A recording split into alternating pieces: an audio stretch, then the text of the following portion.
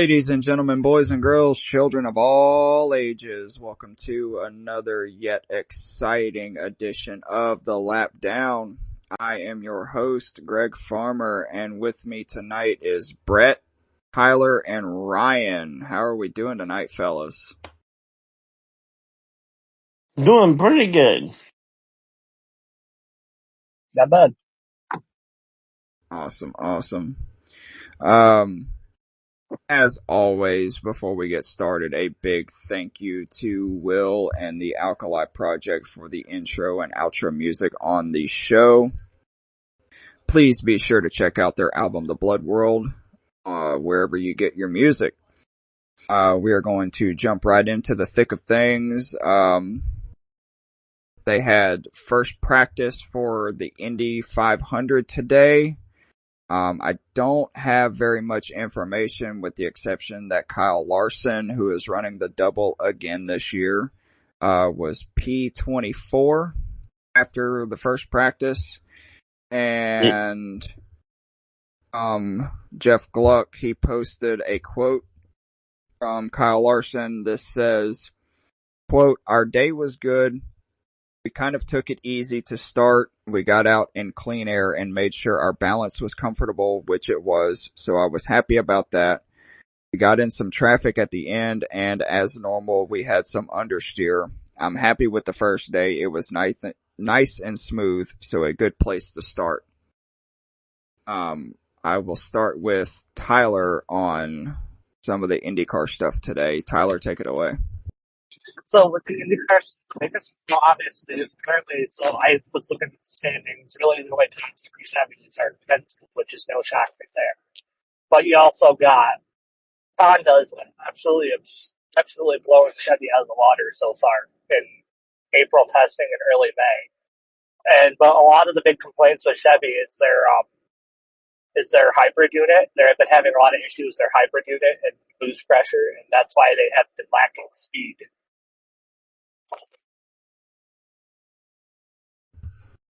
All right. Brett, you got anything to add to that? Not really, because I don't follow IndyCar as much. All right, Ryan?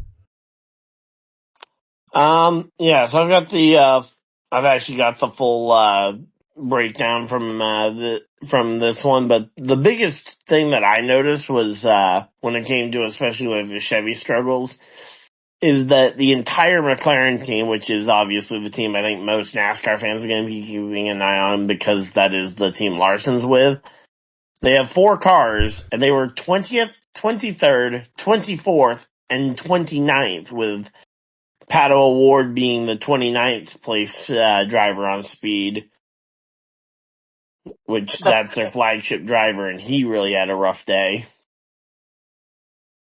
So that's going to be something to watch to see if they can build up some of that speed, but yeah. Obviously things can change throughout the week, but keep in mind this is only the early observations. The Penske cars are still just as fast as ever. Yeah. Well, keep in mind this is only the first practice. Do they have one tomorrow? Yeah, they've got one practice each and every day this week. But they also had 2 days of testing right at the end of April, like a week or two ago. Gotcha. Yeah, they had 2 days of testing there where both Takuma Sato and Kyle Larson went for some airborne acrobatics. They also ran the Indy Grand Prix, which is well, yeah, but the Indy Grand Prix is a completely different beast to the big oval. Yep, that was. I didn't go caution free, did it? No, there was one caution. Yeah, one. So the first caution in 4 races. Yeah, that's their second caution of the season. Yep, Alex Palou still won the race. It's his 4th win in 5 races so far this year. Could Alex Palou be, so obviously all of the IndyCar races thus far have been on like road courses and street courses, but could Alex Palou maybe be a sleeper for the Indy 500? Considering he was third on the time charts today, I certainly wouldn't rule it out.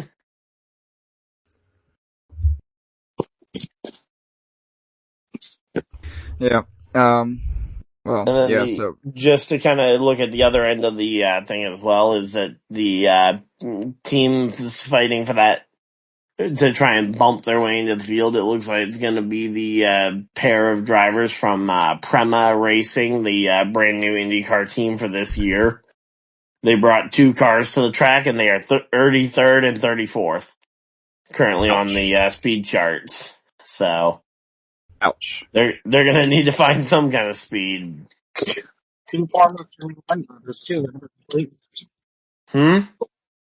Robert Schwartzman. You sound very distorted, sir. Yeah, I was going to say, I'm barely getting it. As I heard Schwartzman, which, yeah, that's one of their drivers. The other one's Callum Ilott. Before we move on, they have, qualifying this weekend, which also intercedes with everything going on with the All-Star race and all that good stuff at North Wilkesboro. What do you think the probability that Larson makes the Fast Six again like he did last year? Well, So in the past couple races, Larson's been able to show speed, but he's going to have a lot of focus on that IndyCar and the Indy 500 over this All-Star race. There's no points involved. There's no anything like that. Yeah, So he's not going to be focused much. And I think who is filling in for him just in case for practice for the All-Star race? Did anybody catch that? I don't think they've announced anybody. If I had to say, it probably would be Allgaier, if anything. He filled in for him in the Coke 600 too. So, and I think he's Hendrick's reserve driver, if I'm not mistaken. Yeah, he was trying to get Carl Edwards, but Carl Edwards politely declined. Yep. What about you, Ryan? What do you think?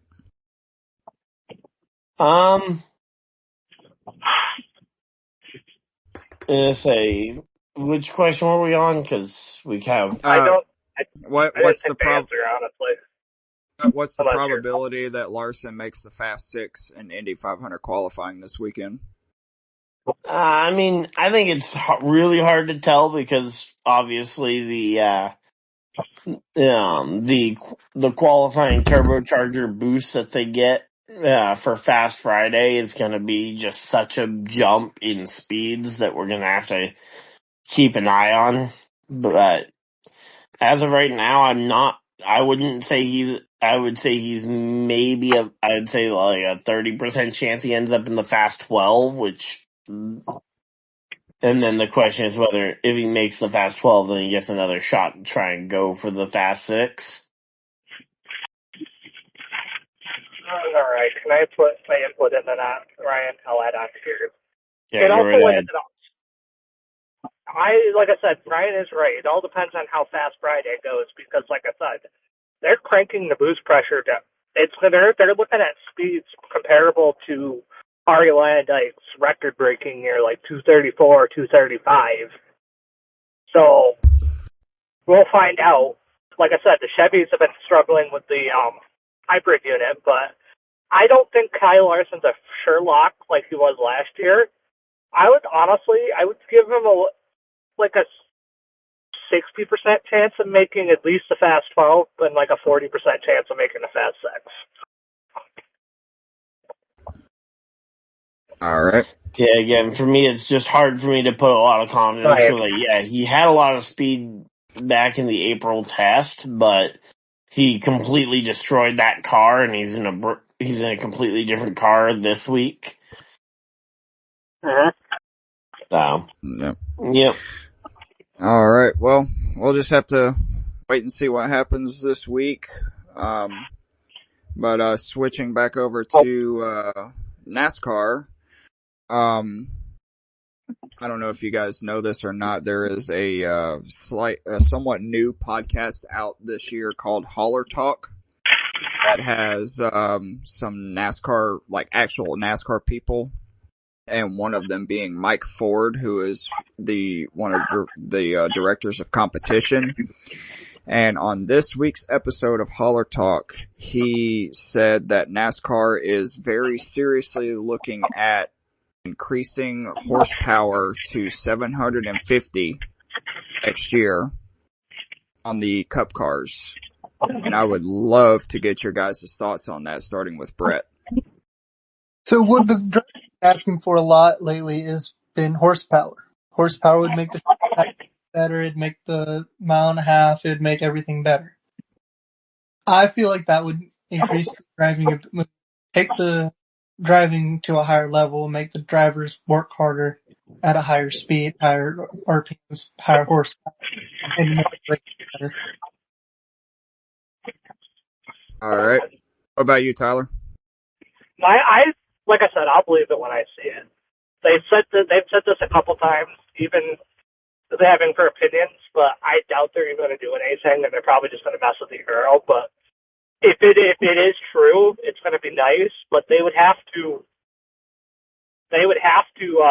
change the throttle a little bit just to like reach higher speeds and able to control it, because of lower horsepower, they have a lower throttle response, which is why the cars are easier to drive. They purposely did that so the cars were easier to drive. All right. What about you, Ryan? I mean, yeah, I would love to see them experiment with the horsepower, because I feel like they've tried almost every other possible thing and it just has not worked out to really see any real change. So I'm hopeful that if we go ahead and get some change going, that we can finally maybe start to see some actual performance, especially at the short tracks, because I feel like that's the track that the horsepower really will affect. Because like right now, we don't really want to change how they're racing at the mile and a half. So I think for the most part, I think most people are pretty happy with the quality of the racing at the mile and a half on average. Right. Like we talked about how Texas was one of the best races of the year last week, so. Yeah. But the short tracks definitely need something, and hopefully a little bit extra horsepower is just what it needs. Yep. I'm hoping that they do 750 horsepower and they keep,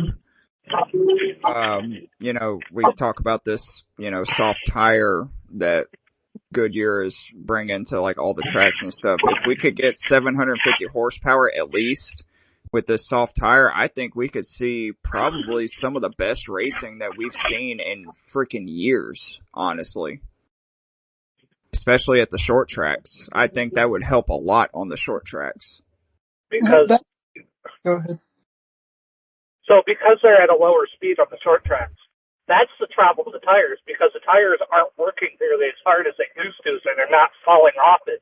It's not just the fact that the tire is hard or soft. It's the fact that there's not enough power putting on the car to make the drivers work, which it wears tires for. So, and the cars are easier to drive, which people are able to conserve tires better. That's why the tires are lasting longer. Well, not to mention that they're shifting at the short tracks too, which is something that I've never seen until this freaking car came along. Yeah, I mean, if you get out of shape going into the corner, all you got to do is freaking grab a gear, and then it plants right back down into the racetrack, and they're able to just zoom right off the corner. Yeah, well, and I mean, to an extent, though, that's also kind of the problem when they add, because when you add a fifth gear, that gives you more options when it comes to throttle ability to have those gear ratios and have an actual raceable, say, third or fourth gear in addition to your top end fifth gear. And honestly, at some of the short tracks, I feel like they aren't even really utilizing the fifth gear. No, I think at Bristol, 95% of the drivers went from third to fourth most of the race. Yeah, but still, the fact that they have two usable gears. But my question is if they raise the horsepower, how much is that going to change the gear ratios? I mean, how many? It would change the gear ratios a lot. Because it would just up the speed as a whole. So now, the overall speed that you're having to work with. Well, So they now- have to adjust the gear ratio for power because, like, the gear ratio they have, I mean, it could work, but they're going to have higher end speed and lower RPMs at higher gears. yeah, but what I'm thinking is like short tracks. You know, they're staying in third and fourth the whole time with a higher horsepower. They're gonna go into fifth gear. They're gonna be able to shift between third and fifth all the time because they're gonna want to use that fifth. It's gonna have more power. I doubt it. I think if they increase the horsepower and all that, you know, when they change the gear ratios, honestly, I think the amount of shifting will go down. They'll be, you know, in the corners, they'll downshift to like second and then be like on the chip going into the next corner, going into third gear, like it used to be with the Gen 6 cars. True. I was thinking the other way around. Honestly, I don't think they should have ever gone to a freaking 5-speed transmission, but you know, whatever. Moving on. So this weekend's race at North Wilkesboro, where the All-Star race is, the last race on Fox this year. Next week, Amazon Prime takes over for the Coke 600. Amazon Prime has announced that Cup sponsorship for its broadcasts, for its 5 race broadcasts, have completely sold out. Which means that they will have no full screen commercials. It will be side by side commercials only. Oh, Fox. Brett, please tell me your thoughts on side by side only.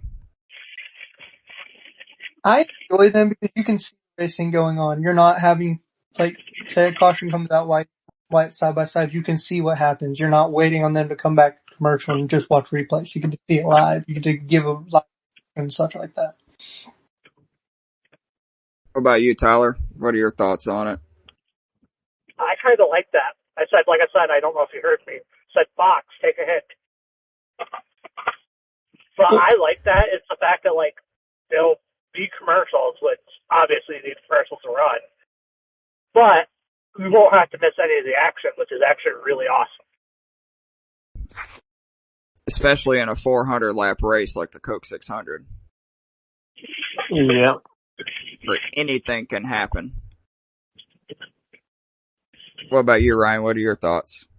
Well, I think all in all, this is a very positive, I think this is an absolutely positive thing on the surface level. I just remember back a couple of weeks to Talladega when Fox was trying to do minimal full screen commercial breaks, and we end up with 2 side-by-side commercials within the final 15 laps. Oh my God, don't get me started on that. So I don't mind, again, the overarching idea of doing side-by-side commercials. I like that, especially if we're doing only that. I just seriously hope that they can fit all the commercials that they need into, say, the first 80% of the race, and we can maybe get the final 20 laps or 20, 30 laps of races without commercials breaking it up. Oh, I'm sure they will. You know, with Dale Jr. in the booth, I'm sure he's going to have a lot of input on that. I hope so, but again, that's one of those things that we just don't know because we haven't really, Amazon hasn't set their standard for what to expect from them. With Fox, they've kind of set their standard over the last 10, 15 years as to what to expect from their coverage. Same thing with NBC. But with Amazon and to a lesser extent TNT and HBO Max later on this year, we really just haven't seen what their standard is going to be. Yeah, and I mean, we'll get into the Cup race in a second. But you know, speaking of Fox, did anybody notice during the broadcast when Keselowski blew a tire and hit the wall, it took them a full 10 to 12 seconds to realize that Keselowski was up against the wall. Yeah, And they were, even though the they were cameras were eating. on it. Yeah, they were eating something at the moment when that happened. Because you can audibly hear them chewing and trying to swallow real quick so they could get to the call. Wow. But you can audibly hear the chewing on the race replay if you rewatch it. Yeah. Well, I'm excited for getting side-by-side commercials only. Especially, like Fox, it's like on some of these races, they'll go to freaking full screen commercials 10 laps into the race. And I'm like, we're just getting started. Like, why are we going to commercial already? Yeah, and especially when on some of these races when we have a comp caution due to rain earlier in the weekend, and it's like, oh, we're gonna go to a commercial break before we even get to the lap 20 competition caution, and it's like, come on. Just get to that first comp caution. You have a guaranteed extra yellow. Yep. But before we move into our next segment, I will say that one thing that I'm excited for this weekend is not only do we have the All-Star Race and the Truck Series running at North Wilkesboro, the Cars Tour is also running their late models this weekend, and their main race is on Friday night. And in addition to it being on Flow Racing like it normally is, it will be broadcast on Fox Sports 1, which is huge, which is absolutely huge for them. It was announced on the Dale Jr. download, and Dale Jr. said that Kevin Harvick and himself, Dale Jr., will be in the booth for Fox Sports 1 broadcasting the Cars Tour race on Friday night, Dude, which I am 100% excited for.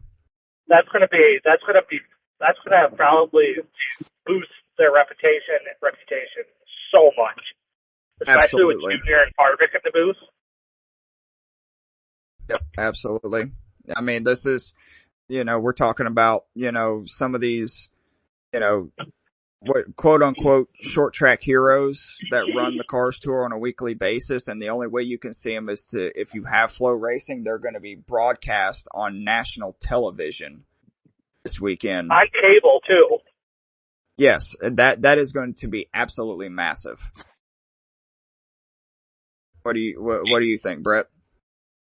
I feel like that's going to be good for that series. It's not normally broadcast on a big live screen or channel like that. So I think that's going to bring up a lot more people. You got Harvick, you got Junior, which are household names. So you're going to have people tune in for them to hear them and how they react to these cars, how they react to the drivers, stuff like that. It's going to make the racing better. It's going to make the broadcast better. It's going to make that series pop more that weekend than any other that they run. What about you, Ryan? Yeah, I mean, I was excited when I first heard the Cars Tour was going to be getting a FS1 date.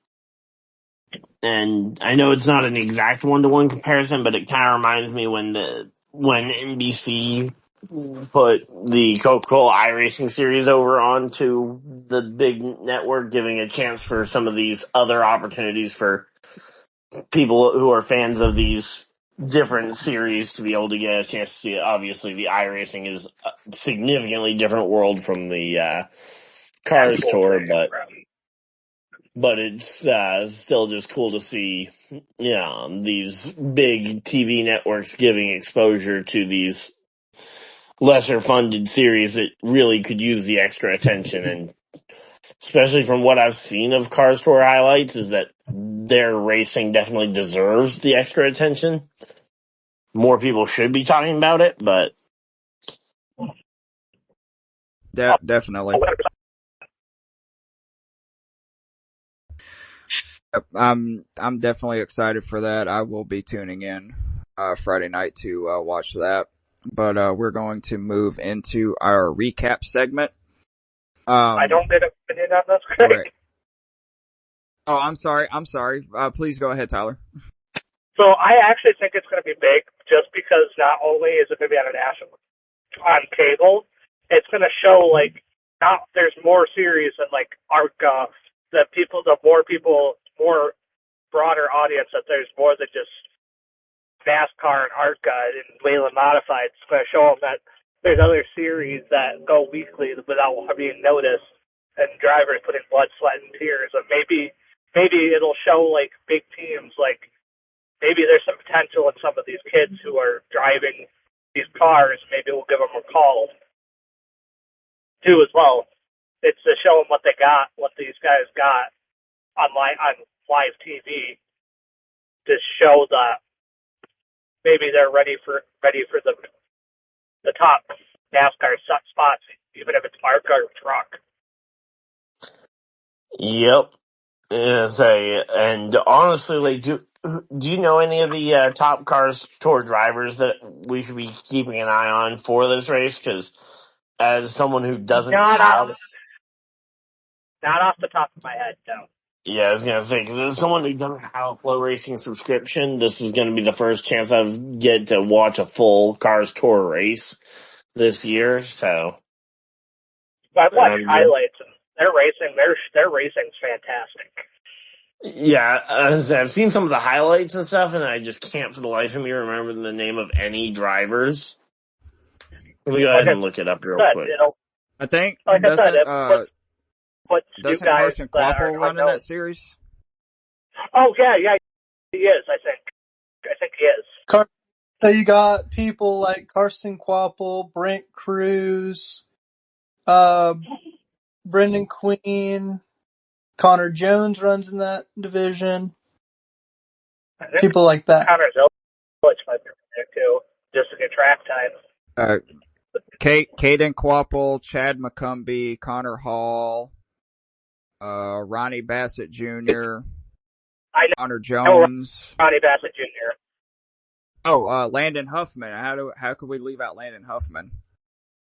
But I know Ronnie Bassett. I actually know him personally through my dad. All right. Yeah. So definitely going to be awesome to see on national television this weekend. But we're going to move on to our recap segment. Pardon me. They were at Kansas. Is Keelan racing in this too? I don't think so.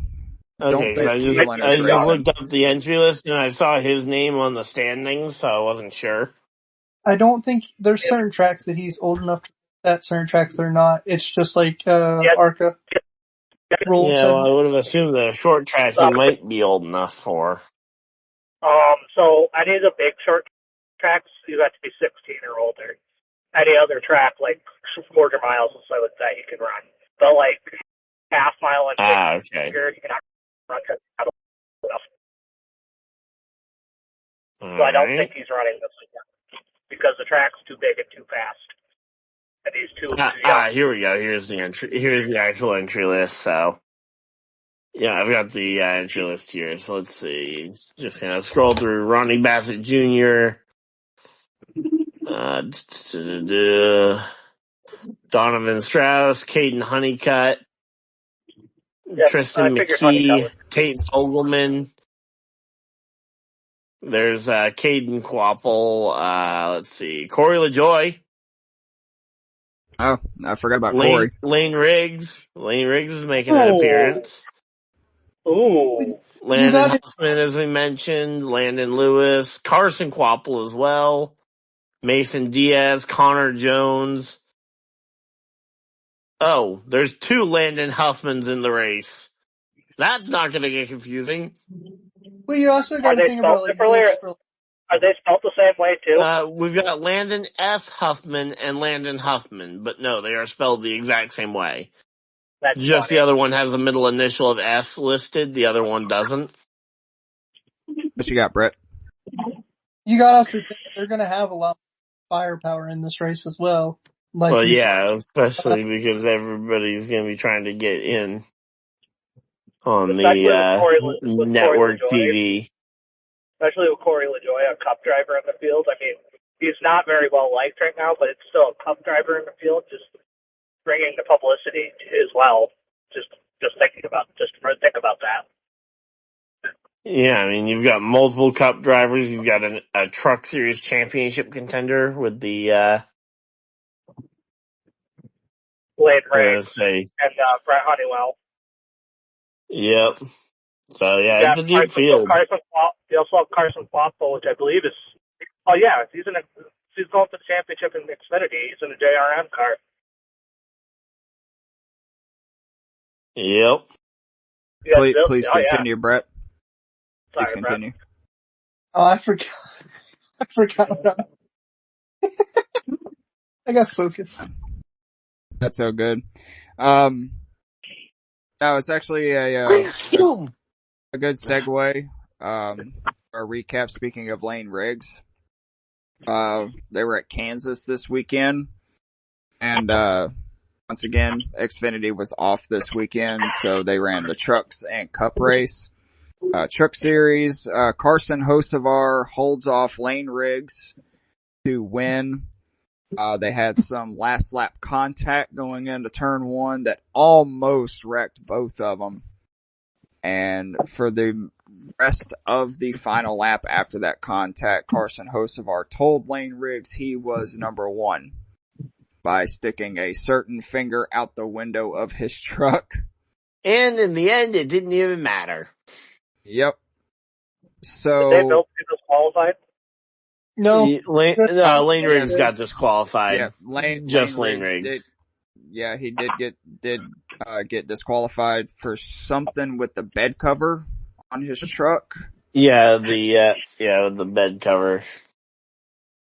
But my big question coming out of the Truck Series race, we've seen like these videos and content coming out from NASCAR featuring Carson Hocevar and, all the interviews and all that. Is Carson Hocevar the personality right now that NASCAR needs? Starting with Brett. NASCAR has lost their, big, huge person that kind of is their villain arc. Hocevar is that villain arc. He's basically taken over for Ross Chastain. He races like Ross Chastain. He's going to get himself wrecked. I enjoy Hocevar's way of racing. It's almost like racing like Tony Stewart or an old Kyle Busch. He'll push people as far as he can move up. Or Robbie Gordon. I was thinking Cup champions, but that works too. So his racing style is new. It's not the plain old, alright, we're gonna race clean as I can, move them as easy as I can. It's back to the old ways of racing, to me.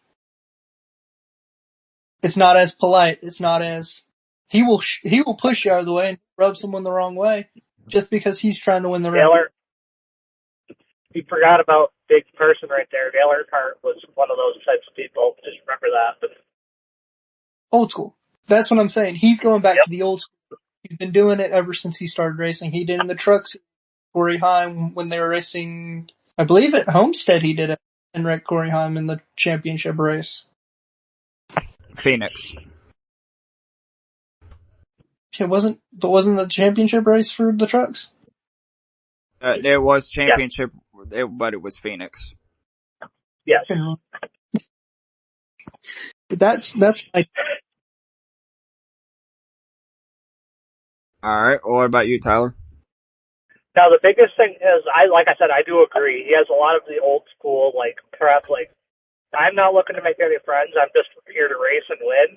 Which, honestly, I really think this NASCAR has gone away from that. I think we need more drivers like Hocevar and for early days Kyle Busch and stuff like that. So to give the fans progressive racing and drivers who are oh, let me keep my equipment clean and run in the back until the last lap. And then you got Carson Hocevar and out with people like Ross Chastain who are fuck you guys, I'm gonna go try to win. I'll move you the hell out of the way I have to, but I won't do it. I won't do it in an egregious way where like I'm not intentionally taking you out. I'm going to race you as hard as I can, and if you get sideways, you get sideways. So it's hard racing. I think we need to go back to that route, and I think we need more drivers like that. All right. What do you think? What do you think, Ryan? What about you, Ryan?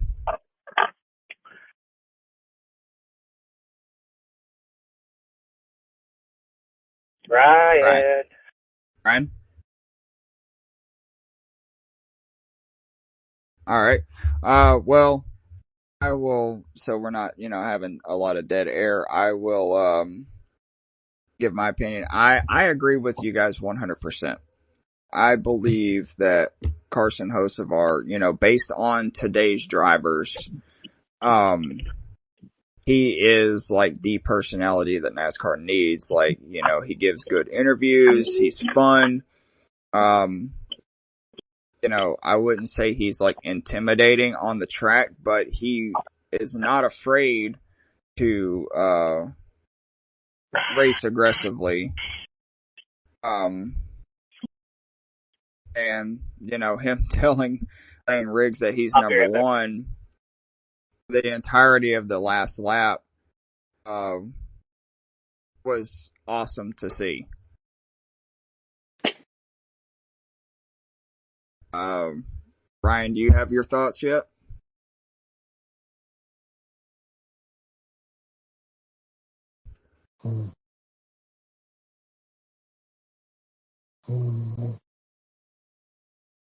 You are distorted, sir. I think he's asleep. I don't think you've... With Carson Hocevar. Go ahead. His ability to race. He may not be in the top tier equipment with Spire, but Spire's picked up their game. They've been able to race higher. Him in the trucks, he's been able to run up there near the front. And he's given Corey Haim his trouble, because Corey Haim had that one when that race won, but he got a penalty, but he still finished up in the top 5. So he had a truck to win. But with Carson being able to run that track, learn that track better in the trucks, he was going to be able to bring it into the Cup and run the Cup cars better at certain tracks with that truck experience. Oh yeah, and not to mention that like everybody says that the Truck Series races just like the Cup cars do. So like it's like some people have said that the Truck Series is more of a proving ground for the Cup Series than the Xfinity Series is, because the Xfinity Series is way more different than what the Cup Series is. And comparing it to this, William Byron was in that race at Kansas in the trucks because he was filling in for Connor. Yeah. From his injury. I cannot think of his last name on the top of my head. But he filled in. Yeah, he filled in for him. But you see that Byron's in top tier equipment in the Cup Series, and Carson's not. But you see them being in even trucks, you get to see their talent, you get to see them go toe to toe, and you saw that Hocevar got the better end of it. Yep, absolutely. Well, while we're waiting on Ryan, I don't know, he may be asleep. Let's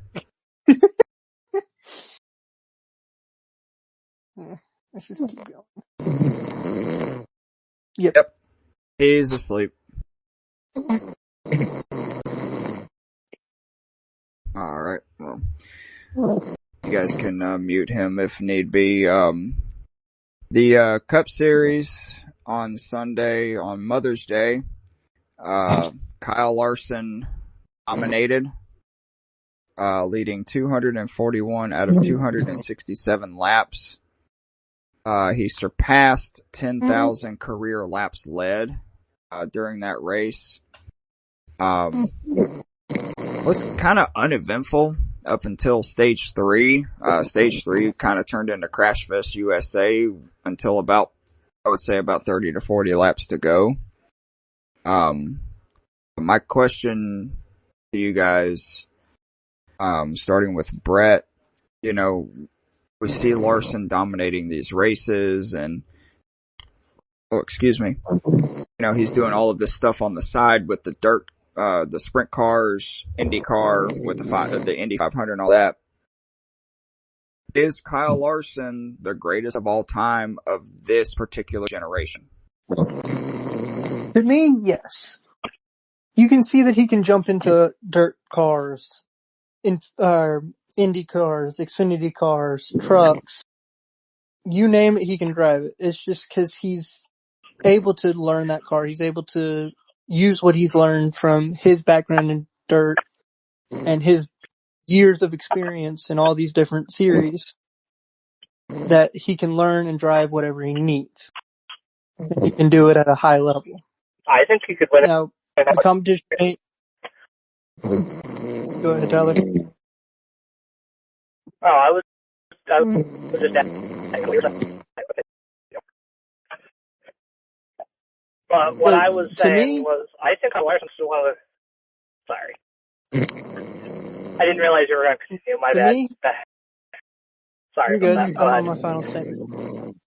To me, he's not the only... I don't think he's going to be the greatest of all time, but he's going to be one of the greatest of all time, is my opinion. All right. What about you, Tyler? I think he's the modern day Tony Stewart, Jeff Gordon, like all time. It's like Tony Stewart. You know how Tony Stewart back in the day could get into any car, win on Friday, win on Saturday, win on Sunday, and go to the Indy 500 and win Indy races. Same with Jeff Gordon. Same with Kenny Irwin. Honestly, if Kenny Irwin survived, I think he would be the mix of all three. I think he's one of the greatest stock car drivers ever, and I think he's one of the greatest of this generation. I don't think greatest of all time, but greatest of this current generation. See, for me, I would put he's only had one championship. Oh yeah, he did. Yeah. For me, he's only one championship. So if he wins more, then he'll go higher and higher in my list. But I can think of, in my opinion, at least one or two that are better than him, or either better or even with him. That Elliott, Blaney, Bell are those four are my top, including Larson, are my top four of this generation. Bell may not have the championships, but he has the win in the win category. Chase and Blaney both have championships, the same amount as Larson. Those are the four that I think are and Reddick. Reddick's like right there. Those five are my top five in this generation. Okay, but let me throw this out there. Yes, Blaney and Elliott have the same amount of championships as Larson, but who has more wins? Larson. Who's? Yeah, I was Go ahead. Who's started the most races out of the five of them? Isn't it Larson? Yes. Yeah, I would say it's Larson because his rookie year was in 2014. They also ran some races at the end of 2013. So he's had a lot more time to get those wins. If we went by a set amount of time, who's had the most wins in this set amount of times, that's where I'm coming from. Because they've all started at different points. Larson started 2 years later. Yeah, Larson started in 14. Elliott started in 15. Blaney started 16. in 16. And Bell started in 18, and then Reddick also started in 18. I believe. Elliott started in 16 because Gordon retired at the end of 15. Are we counting like the sparse starts he did? And that's what I was saying. Are we talking about their full first rookie season, or they started when they made their cup debut? So yeah, 2015 is correct then. I would say I was counting like their first full season, not like those part-time starts. Blaney, I believe, started in 15 as well. 15, right? Or was it 16? Yeah. No, he was 15 and he was in the 21 and 15. Okay, he was 20. So he was in the 21 for 3 years, and he was very successful at the 21. So that's why he deserved to ride over at Penske with 12. Well, let me throw this next question out before we move on. In your guys' opinion, is Kyle Larson a first ballot Hall of Famer when his time comes? 100%. Yeah, I believe it. All right. I would say 100% yes too, honestly. But we are going to move into our green flags and black flags segment. As always, for our new listeners, green flags is something that you liked during the race weekend, and black flags is something that you did not like. And we will kick it off with Brett. Green flags are the ability to race in several different lines at Kansas, where you could have run the top, the bottom, the middle, and you're able to move that car around so easily. I have 2 black flags. And I have 1 more green flag and 2 black flags. My other green flag is the P13 finish by Corey Heim in a 4th 2311 car. I believe he finished higher than Riley Herbst, who's a full-time rookie, and Bubba Wallace. He was the highest finishing 2311 race car this weekend. Now, he didn't keep his nose clean because he did cause the Justin Haley wreck, which took out my favorite driver, but so he does have a lot to learn. My black flags are the unfortunate season for Brad Keselowski. He's had him in a rough season compared to his terms. Adding that 3rd car did something to that RFK team. He's also got a new crew chief, so that could be blame, stuff like that. My other black flag is Ross Chastain and Josh Berry when they wrecked Kyle Busch. There was no reason for Chastain to come down like he did, coming off the wall. All right. What about you, Tyler? I didn't watch the entire race, so I wouldn't know fully except. But my personal opinion, I don't really have a black flag because I didn't really watch the race. I think the green flag is just the mile and a half pocket package they have with great racing overall. That's my green flag. All right. My green flag has to go to just the drivers in general. Whenever something happened, there was a lot of pissed off drivers this weekend. Like a lot. Freaking Alex Bowman, AJ Allmendinger when he blew his engine. There was just so many drivers that were just pissed off at one another, and to me, it's good for the sport. But Bowman has every right to be pissed at his freaking pit crew because they screwed him over again this week. Well, not only that, he was pissed at Hamlin too. He was also pissed at Zane Smith. He told his spotter to go down to Zane Smith's spotter and punch his teeth in. Quote.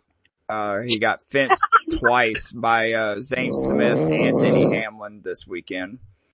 My black flag goes to the fans, actually. Ryan was talking before we went on air.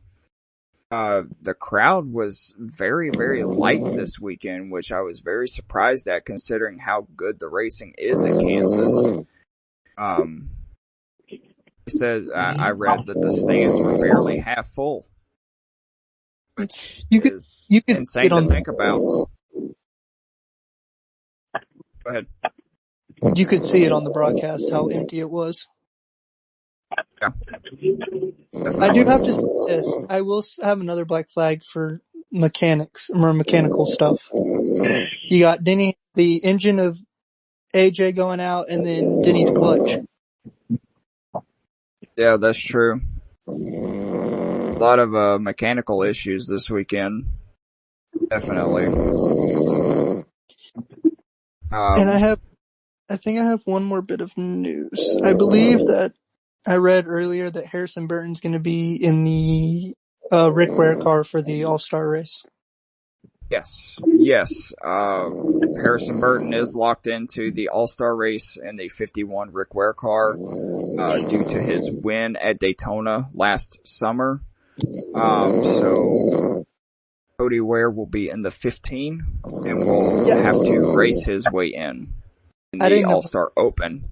Yeah, I didn't know what number he was going to be in. I thought he had been the 15 and left Cody in the 51. Yeah.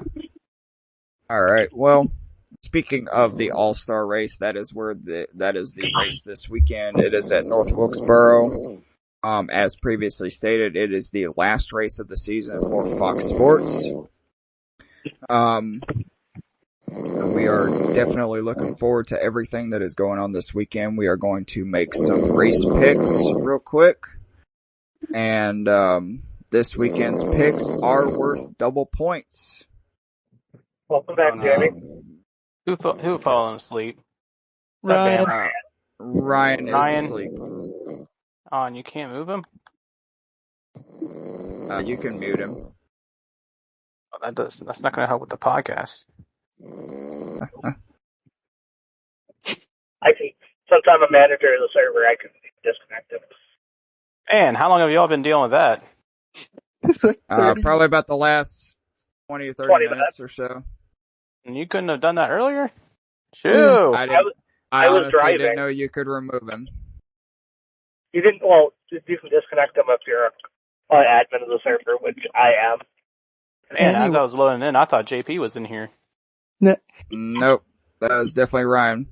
But, Jamie, we are actually moving into, race picks, for the All-Star race. It is, double points this weekend.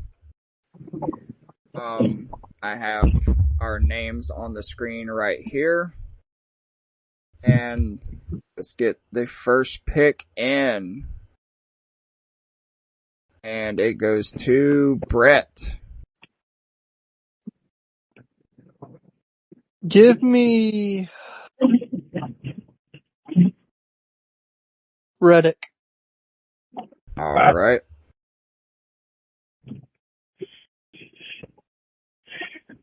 Next pick on the wheel goes to Jamie. Larson. Ah, damn it, you took mine. Fuck. Easy Greg, you were thinking pick. the same thing. You were thinking the same thing as me, weren't you? Yep, sure was. Next pick will go to Tyler. I'm going with Chase Elliott, the winner of the class. Let's see if maybe he can win the All-Star race too. Damn it, that was my backup pick. Snipe. Yep. There's a reason why I always pick people who are not like big names or like normal picks for everybody.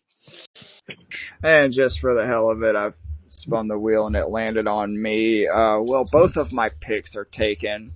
Fuck it. I'm gonna go with Blaney.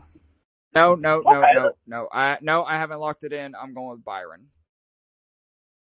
Okay, that's respectable. Am I the only Toyota driver in here? Damn. What? I'm the only one who picked a Toyota driver. Yep, everybody else picks Hendrick. And then we got that is going to take Ty Gibbs. I already laid money on that one. All right. Well, since before we close out the show, I will get the rest of the picks this week. But before we close out the show, since Jamie is here, we will move into a little bit of Jamie's trivia. Now, for those of you who are just joining us, Jamie's trivia works like this. Jamie will ask a trivia question. We will give an answer if one of us gets it correct, we get a bonus point towards our race picks total. If all of us miss it, Jamie gets the bonus point. So Jamie, what do you have for us for the All-Star Weekend? Yeah, I mean, it's the All-Star Weekend. It's at North Wilkesboro Speedway, so I had to dig a little bit and see what I could come up with for North Wilkesboro, and just for kicks and giggles, we are going to date ourselves all the way back to October of 1995. The Tyson Holly Farms 400. Who won that race? All right. No Googling. Yeah, no Google, guys. Well, Brett, do you have a guess? Come back to me. Tyler? right. That has Jeff Bodine. All right. That is not correct, but that was a great guess. I am going to say Jeff Gordon. Incorrect. He placed third. You're getting closer. Oh. Jeff right. Burton. Jeff Burton. And survey says no. Ooh. I'm Sorry, looking it up. I don't even think he was in the race. Nope, he wasn't even in the race. Okay, I'll give you one mulligan pick. This was before I was born. Before Tony, before Jeff was already guessed. Would Mark Martin be in this? It would be. Yeah. Then that's what I'm going with. I know exactly. Ding, ding, ding, ding, ding, ding. Oh, was Mark Martin? Nice. It was Mark Martin. Wow. Okay. Brett gets it with a mulligan. Good You're job, welcome, Brett. I shouldn't have given you a mulligan. No, I'm over here sitting here like, who drove in 95? Because my brain could not, this was before I was born. So I literally went, well, who's the oldest driver that I know of that drove back then? I was Martin. thinking either Bodine or Dale Earnhardt. Yeah, Dale Earnhardt was going to be my second guess. He placed ninth. Where did Bodine place? Bodine placed 11th. Okay. Rusty Wallace was a runner-up. Actually, wow. that was going to be my third guess, was Rusty Wallace. All right. Well, good job, Brett. I will get that bonus point added to your total. But that is going to close our show out tonight. As always, a big thank you to all of our sponsors, Century PC, Sleeves, Smackin' Sunflower Seeds, Fubo TV, Fanatics, Dr. Squatch, and Bulletproof Coffee. Thank you so much for sponsoring this podcast. And please be sure to check out our other podcasts on the Social Sports Pad Podcast Network, Dirt and Turf, Biscuits and Penalties, and The Hard Count. Coming up. Great. Don't forget, coming in August, Passing the Pigskin. Yep, Passing the Pigskin is coming back too. Great podcast over there. Those guys are doing an awesome job. But as always, I am Greg.